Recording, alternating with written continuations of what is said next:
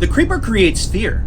It has to, according to Giselle. There's something in fear, something it can smell, something that tells it if there's anything inside of someone it might like. And the creeper doesn't just cause fear, it's an art form, and the creature's mastered it. What's more, there's a method the creeper uses to pick people out before it scares them. It chooses people to scare. There are moments in time that happen so quickly in the Jeepers Creepers universe, they're easy to miss, prompting questions and theories from the community of fans. In today's show, we will reveal the creeper's mastery of fear and study the small nuances that make it effective.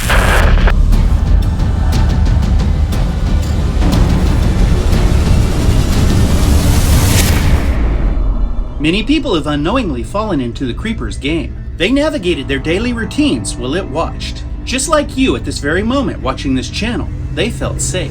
They were focused, unaware of their surroundings, unaware that something was very, very wrong. Trish and Derry Jenner entered our lives in 2001. They also entered the creeper's web of deceit and fear. Like you, they felt safe enough, but they weren't. The same can be said of little Billy Taggart. The biggest threat in his life was his older brother, until he was chosen.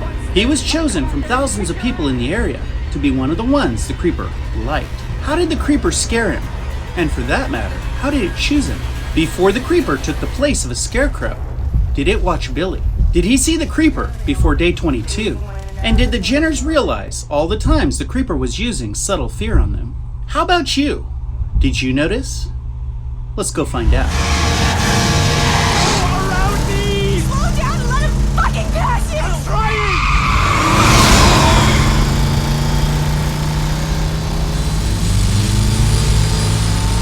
Trish and Derry were traveling home for spring break, and they weren't having a pleasant trip.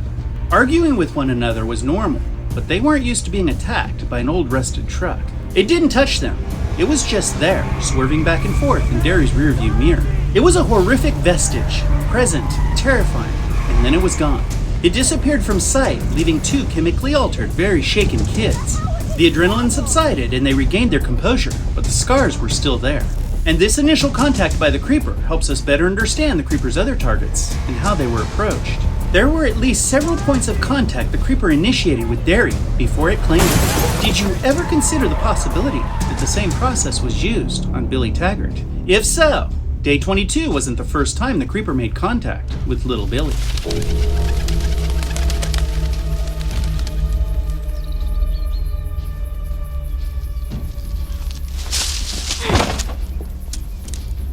The boogeyman visited the Tagert farm more than once, and we witnessed evidence of those dark visits. Jack was convinced the scarecrows were blowing down, but we weren't. They were secured in place using wire ties, and Billy's father exhibited disappointment, blamed Billy, and made it clear he didn't want them blowing down again. That disappointment is evidence that the scarecrows didn't blow over easily. If they blew over easily, Jack wouldn't have been so disappointed. That could be dismissed as chance, but the post puncher had also been tampered with. Once again, Jack blamed the younger Taggerts, and both denied messing with it. Yet something left the Post Puncher 500 in a different state than the last time Jack used it. Evidence is mounting that the Taggart farm had recent company, but there was more. The creeper knew the Taggart's routine. It knew Billy would be tasked with putting the scarecrows back up, and it also knew Jack would have to repair the Post Puncher 500, and that he would repair it near his barn. It knew what they would do, because what they had to do wasn't left to chance. And if you don't believe the Taggart farm was tampered with, imagine a completely random scenario. Little Billy could have been anywhere on the farm, and he might not even have been home at all. It would have been completely pointless for the creeper to wait on a scarecrow's perch for a target that wasn't even home. Not to mention quite embarrassing for the evil predator. Just understand, the creeper planned to get Billy out in the field when he knew he would be there. But there's more. Much more. Thanks to a comment from @IamTheSente, we get a little deeper understanding of the creeper's house call. What else did the creeper do when it took down the scarecrows and tampered with the Post Puncher 500? It appeared and initiated a first dose of fear in a young Taggart. Judging from other attacks by the creeper, we can make a bold assumption. The creeper made an appearance before day 22. It allowed itself to be seen, even if just for a moment. A short glimpse, an imagined shadow. The boogeyman was there, and Billy saw it.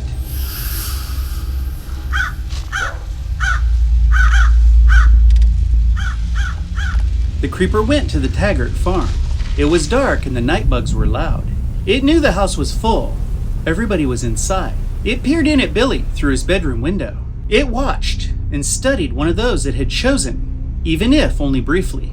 Maybe it tapped on the glass before dashing out of sight. Maybe it stood in the shadows below Billy's window, just visible enough to be present and hidden enough to cause doubt. Did Billy really just see that?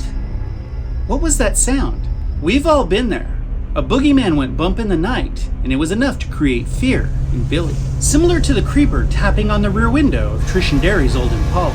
The creeper caused fear and left enough question and doubt to dismiss the encounter. But why did it pick people out to scare initially, only to allow them to recover and regain their composure? Because the initial scare would cause exponential fear the next time they saw the creature.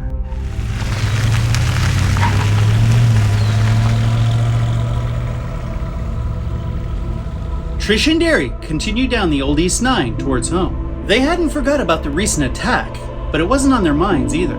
Trish's concern for her mother filled that gap. She couldn't remember her smile. She wasn't happy, not like she used to be. But then again, who was? Hey. It's beating you. There was the truck that attacked them just a short time ago. And there was the driver, stuffing wrapped and roped bodies into a pipe. But what was really happening there? Was it stockpiling bodies, or did it have other motives? Did you ever think about the creeper's timing? At Michael Smith-KG5BN did and provided some great insight.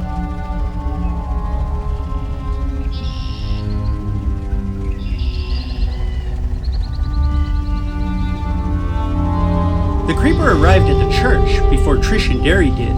Remember, after passing the Impala, the creeper raced off in the direction of the church while the Jenners stopped to pee. And by the way, Trish shouldn't have taken the last water.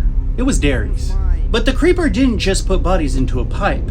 It made sure it did so with an audience. It waited until Trish and Derry were traveling by and made sure they witnessed the event. It even stopped momentarily and made sure they had a good look at whatever was wrapped and roped with red stains on it before it tossed it into the opening. And while it did this, it sampled their fear.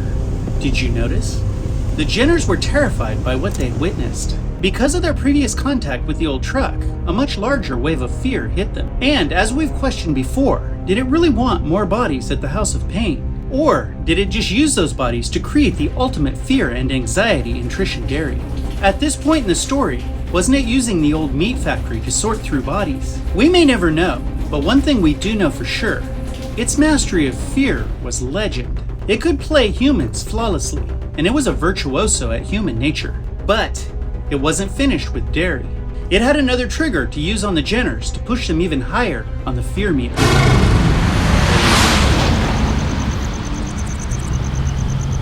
How do you get to the church and back to the diner so fast? The creeper followed the Jenners everywhere. It had a way to track each of their moves. It followed them to the diner, and it found them again out on an old highway, escorting 2 officers to a church where Derry had discovered human remains. 2 cars traveled into the eye of disaster that defied all rational explanation. It was difficult enough to explain the appearance of a man standing on a moving vehicle. How did he get there? And what was he about to do? But the real mystery was in the leading car. Trish turned on the radio and dialed for something tolerable. She momentarily landed on a station broadcasting a song that was all too familiar to Derry. It was something he had heard earlier in the day. A psychic had introduced Derry to the song Jeepers Creepers and told him it meant something terrible for him. And Trish somehow dialed a song that had very similar lyrics. Derry instantly recognized it. He was sure he was losing his mind, and he fought desperately to convince his sister he wasn't. How was it possible? Trish was confused, and little bro was terrified. It's important to remember all of this was choreographed in a well-planned and executed attempt to scare. And it was no coincidence that the officer's displaced head landed on the hood of the Jenners' car. But the real measure of the Jenners' fear was still to come. Thanks to a comment from @Matt-UU7BK, something very interesting was about to happen. The creeper exited the police cruiser and whistled the Jeepers Creepers song. Was it coincidental or intentional? The very song that the psychic Giselle had warned Derry about. How?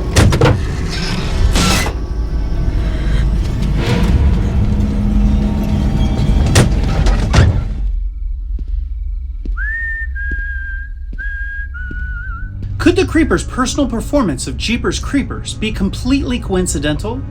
The song Giselle told Derry to run from? A song about eyes, performed while the creeper was hunting for eyes, in the earshot of someone whose eyes the creature would eventually take. Coincidental? If that seems coincidental to you, leave it in the comments. But we believe the creeper knew exactly what it was doing. It was doing what it does best, scaring targets of interest. And let me ask you, could it have worked any better? Derry completely lost it. Look at that face. But if it was intentional, you know what that means, right? The creeper knew about Giselle, and it knew what she told him on the payphone. If it didn't know about the conversation, it wouldn't have known that song would cause fear in Derry. It needs to scare you. There's something in fear, something it can smell, something that tells it if there's anything inside someone that it might like. As always, we want to hear from you, and a huge thanks to our contributors. And we now accept super thanks for our caffeine sponsorship of choice, which happens to be 44 ounces of ice-cold Coke. Although, I don't know, winter's coming, so there will certainly be some sweet foo-foo coffee. Until next time, we'll see you.